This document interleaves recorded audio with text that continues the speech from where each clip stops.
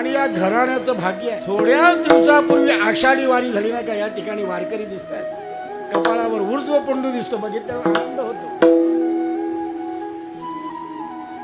आषाढी वारी झाली आणि 3-4 दिवस घरामध्ये येतो, तर तो येत असताना आपली पुण्याई घेऊन येत असते, लक्षात घ्या.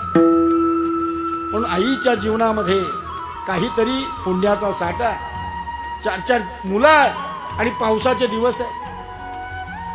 काही लोक विचार करतात पाऊस आहे कशाला कीर्तन, कीर्तनाने काय होणार आहे. परंतु एक लक्षात ठेवा, ज्या ठिकाणी कीर्तन चालू असतं तिथे तिन्ही देवांना यावं लागतं.